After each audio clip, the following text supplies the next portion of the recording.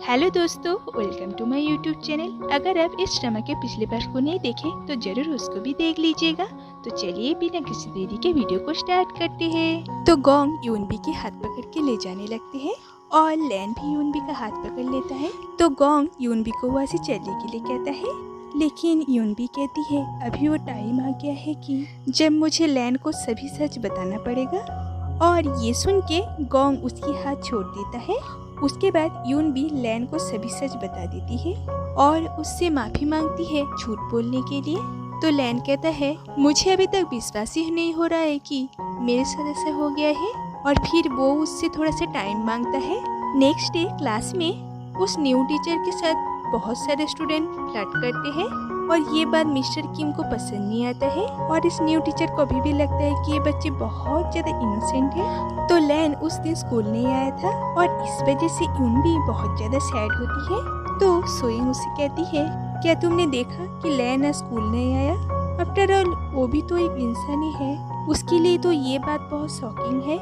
और वो स्कूल आता भी कैसे जब वो तुम्हें देखता और तुम्हारा नाम यूनब्यूल पुकारता? सोचो उसे कितना ज्यादा हर्ट होता होगा और इसके लिए जिम्मेदार सिर्फ तुम हो। और ये बात सुन के यूनबी को भी लगने लगती है कि सच में लैन उसके वजह से कितना हर्ट हुआ होगा। उसके बाद स्कूल में मिनजुन की मम्मी आती है प्रोजेक्ट के बारे में इंग्लिश टीचर से बात करने के लिए। तो वो कहती है कि मैंने सुना कि उस टाइम सोइंग क्लास में अकेली थी। इसका मतलब सोइंग ने सभी कंप्यूटर्स को खराब की होगी। तो आप लोग उसकी वजह से मेरे बेटे की 5 मार्क्स डिडक्ट क्यों किए हैं? और वो कहती है कि वो 5 मार्क्स मिनजुन को वापस कर दिया जाए, लेकिन इंग्लिश टीचर इसके लिए बिल्कुल भी राजी नहीं होती। तो मिस्टर किम कहते हैं, ये बात सच है कि सोइंग उस टाइम में क्लास में थी, लेकिन सोइंग के खिलाफ हमें कोई भी सबूत नहीं मिला। तो मिनजुन की मम्मी कहती है, अब बस मेरे बेटे की 5 मार्क्स दे दीजिए और मुझे कुछ नहीं जानना है। तो इंग्लिश टीचर कहती है, सभी बच्चे मेरे लिए सेम है। जिसने प्रोजेक्ट सबमिट नहीं किया है उन सभी का 5 मार्क्स डिडक्ट हुआ है। तो मैं मिनजुन को कैसे नंबर दे सकती हूँ? तो मिनजुन की मम्मी ये सब सुन के गुस्सा हो जाती है और कहती है, अगर आप लोगों ने मेरे बेटे को उसका नंबर नहीं दिया तो मैं पुलिस कंप्लेन करूंगी। और ये सुन के सभी शॉक हो जाते हैं कि बस 5 मार्क के लिए वो पुलिस कंप्लेन करेगी। और ये सभी बातें मिनजुन ऑफिस के बाहर से छुप छुप के सुनता है और इस बात से वो थोड़ा सा डर जाता है। उसके बाद लैन अपने घर में उसकी और यूनब्यूल की बचपन की फोटो देखता है। उसके बाद वो यूनब्यूल की मम्मी से मिलने के लिए जाता है, लेकिन लैन उससे कुछ भी नहीं पूछ पा रहा था। तो यूनब्यूल की मम्मी कहती है, तुम यहाँ पे जो भी पूछने आए हो पूछ लो, क्योंकि मुझे पता है कि तुम यूनब्यूल के बारे में पूछने आए हो।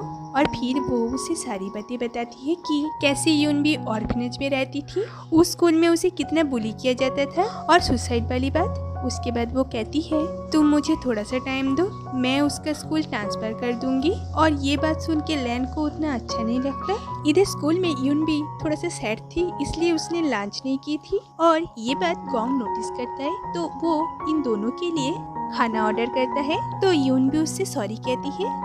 तो गोंग पूछता है, क्या तुम अब खुश हो क्योंकि लैन को तुम्हारा सारा सच पता चल गया है? तो यूनबी कहती है, नहीं, पता नहीं क्यों मैं इतना खुश नहीं हो पा रही हूँ जितना मैंने सोचा था। और यूनबी ये बोलते बोलते थोड़ा सा सैड हो जाती है। तो गोंग उसका मूड ठीक करने के लिए कहता है, अब बात करना बंद करो और खाना खाओ। और फिर दोनों खाना खाते हैं और बहुत एंजॉय करते हैं। इधर क्लास में टीचर किम कहती है, अभी तक लैपटॉप जिसने खराब की है उसका पता नहीं चला है, इसलिए तुम लोग थोड़ा सा वेट करो, जल्दी पता चल जाएगा। उसके बाद क्लास खत्म होने के बाद सभी बच्चे क्लास से चले जाते हैं और टीचर किम नोटिस करते हैं कि मिनजुन बहुत ज्यादा टेंशन में है।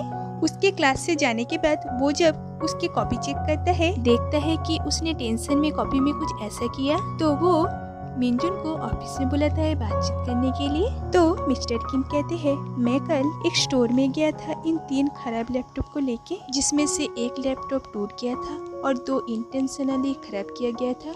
क्या तुम्हें पता है कि वो टूट जाने वाला लैपटॉप तुम्हारा ही टीम का है? तो मिनजुन कहता है, हाँ मैंने ऐसा किया है, मुझे पता है कि हमारा टीम का लैपटॉप खराब हो गया था, इसलिए मैंने बाकी लैपटॉप्स को भी खराब कर दिया। बट गेम पीरियड से पहले हमारा लैपटॉप भी ठीक था और मैंने किसी भी लैपटॉप को हाथ भी नहीं लगाया था।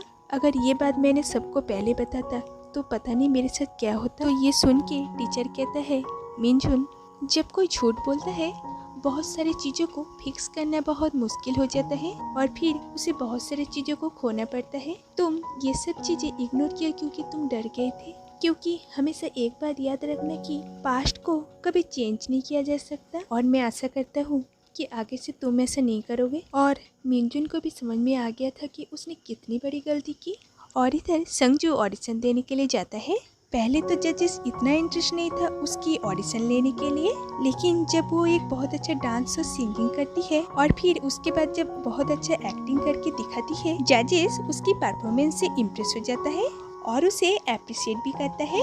नेक्स्ट डे लैन यून बी की पुराने स्कूल में जाता है जहाँ पे वो डेथ पर्सन की मेमोरियल हॉल में जाता है और फिर वो यून ब्यूल के लिए बहुत रोता है क्योंकि उसे भी समझ में आ गया है कि यून ब्यूल और इस दुनिया में नहीं है।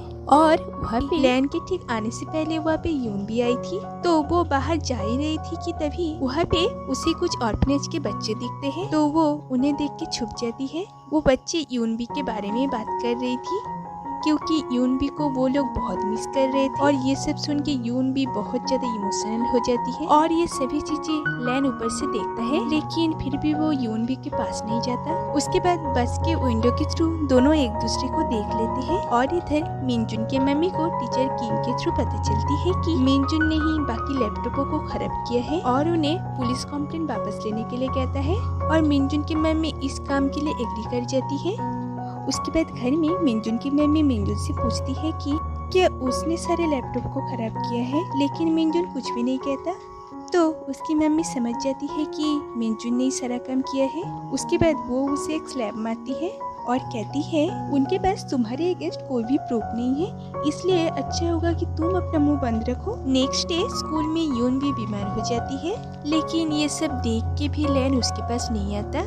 तो वो जब मेडिकल रूम में होती है वहाँ पे गोंग आता है, बस उसकी टेक केयर करने के लिए गोंग भी वहाँ पे बीमार बन के रह जाता है। कुछ देर बाद वहाँ पे लैन आता है, लेकिन यून भी से बिना मिले वहाँ से चला जाता है और गोंग लैन को वहाँ पे देख लेता है। उसके बाद यून भी जब वहाँ से जा रही थी तो वो न्यू टीचर उसकी हालचाल पूछती है और बहुत हंस हंस के उससे बात करती है, लेकिन यून भी के वहाँ से जाते ही उनकी एक्सप्रेशन चेंज हो जाती है।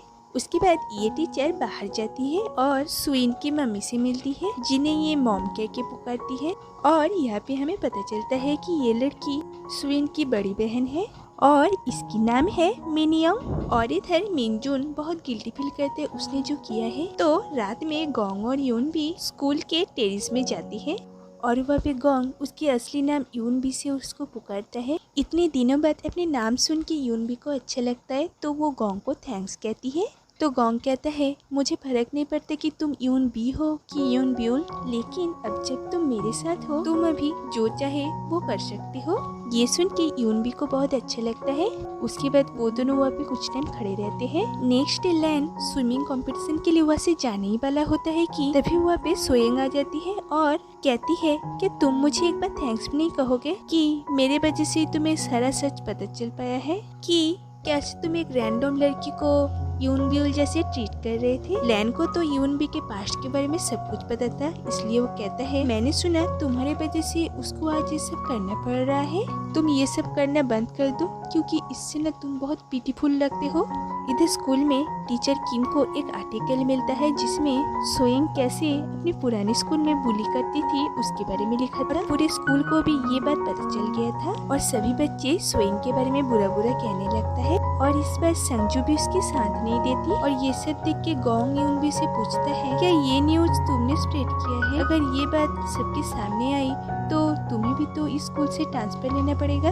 यून भी कहती है मैं यहाँ से ट्रांसफर क्यों लूंगी, क्योंकि मेरे बहुत सारे गुड मेमोरीज यहाँ पे है और उस गुड मेमोरीज की रीजन एक तुम भी हो। और गोंग को ये सुन के बहुत अच्छा लगता है। और इधर गुस्से से कंपटीशन शुरू होने से पहले सोएंग लैन को मैसेज करके कहती है आज मैं यून बी की सच सबके सामने लाने वाली हूँ। और ये पढ़ के लैन अपना कंपटीशन छोड़ के स्कूल के लिए निकल जाता है, लेकिन रोड पे उसका एक एक्सीडेंट होता है जिसकी वजह से उसको कंधे पे चोट आता है। और इधर सोएंग सबके सामने कहती है उस आर्टिकल के वजह से तुम लोगों को पता चला है कि मैंने बुली करके एक लड़की को सुसाइड करने पर मजबूर कर दी थी। क्या तुम लोगों को पता है वो लड़की कैसी दिखती है?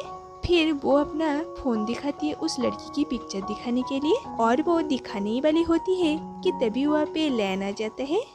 तो यहाँ पे इस एपिसोड का एंड होता है। तो दोस्तों, अगर वीडियो थोड़ा सा भी अच्छे लगे तो लाइक और सब्सक्राइब जरूर कीजिएगा। तो मिलते हैं अगले वीडियो में, तब तक के लिए बाय।